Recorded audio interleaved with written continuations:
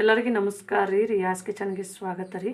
ಇವತ್ತು ನೀವು ನೋಡ್ತಾ ಇರ್ಬೋದು ರೀ, ನಾನು ಇಲ್ಲೊಂದು 1/4 kg ಬೆಂಡೆಕಾಯನ್ನು ಈ ಥರನೇ ಸ್ವಲ್ಪನೇ ನಾನು ಸಣ್ಣ ಸೈಜ್ನಲ್ಲಿ ಕಟ್ ಮಾಡಿ ಇಟ್ಕೊಂಡಿದ್ದೀನಿ. ನೋಡ್ಬೋದು ರೀ.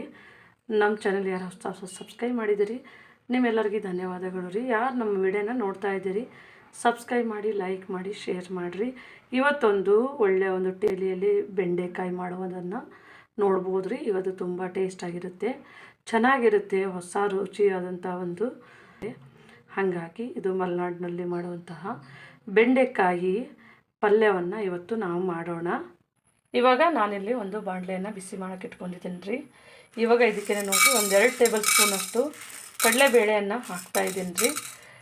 ಕಡಲೆಬೇಳೆ ಇದಕ್ಕೆ ಟೇಸ್ಟು ಚೆನ್ನಾಗಿ ಕೊಡುತ್ತೆ, ಹಾಗಾಗಿ ಕಡಲೆಬೇಳೆ ಮತ್ತು ನೋಡ್ಬೋದು 1 ಟೇಬಲ್ ಸ್ಪೂನಷ್ಟು ಧನಿಯಾ ಕಾಳನ್ನು ಹಾಕ್ತಾಯಿದ್ದೀನಿ ರೀ.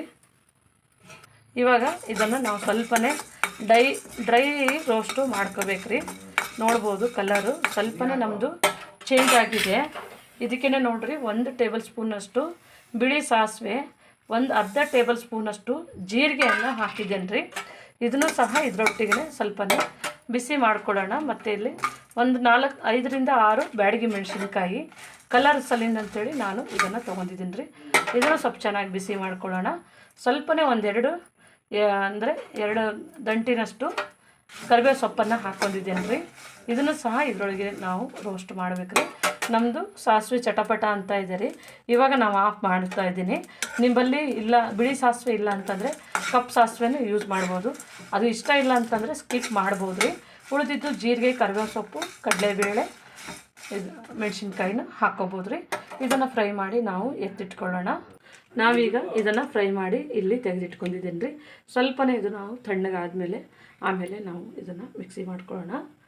ಇವಾಗ ನೋಡಿರಿ, ನಾನು ಸ್ವಲ್ಪನೇ ಇದಕ್ಕೆ 2 ಟೇಬಲ್ ಸ್ಪೂನಷ್ಟು ಆಯಿಲನ್ನು ಹಾಕ್ತಾಯಿದ್ದೀನಿ ರೀ.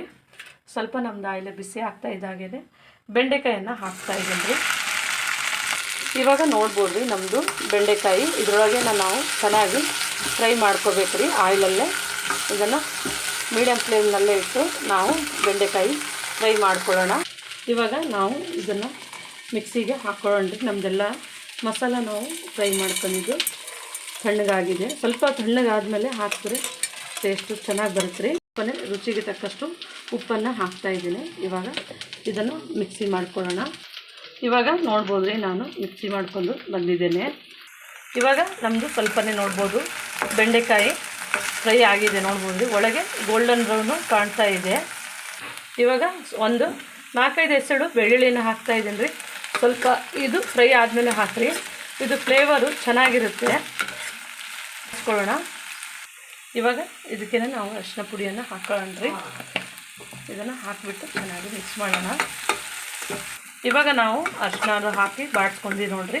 ಇವಾಗ ನೋಡಿರಿ, ನಮ್ಮದು ಪುಡಿ ಇದಕ್ಕೆ ಎಷ್ಟು ಬೇಕಾಗುತ್ತೆ ಅಷ್ಟು ಪುಡಿ ಹಾಕ್ಕೋಬೇಕು ರೀ. ನಾವು ಎಲ್ಲವನ್ನು ಹಾಕೊಳ್ಳೋಪ್ಲೇನೇ ಇಲ್ಲ. ನಾನು ಅರ್ಧ ಹಾಕಿದ್ದೇನೆ, ಅರ್ಧ ತೆಗೆದಿಟ್ಟಿದ್ದೇನೆ. ಇದ್ರ ಜೊತೆಗೇ 1 ನಿಮಿಷ 2 ನಿಮಿಷಗಳ ಕಾಲ ಬಾಡಿಸ್ಕೊಂಡ್ರೆ ಸಾಕು. ನೋಡ್ಬೋದು ಈ ಥರನೇ ನಮ್ಮದು ಬೆಂಡೆಕಾಯಿ ಪಲ್ಯ ತುಂಬ ಚೆನ್ನಾಗಿರುತ್ತೆ ರೀ. ನೋಡ್ಬೋದು ಎಷ್ಟು ಚೆನ್ನಾಗಿ ನಮ್ಮದು ಕಲರ್ಫುಲ್ಲಾಗಿ ಬೆಂಡೆಕಾಯಿ ಫ್ರೈ ರೆಡಿ ಆಗಿದೆ.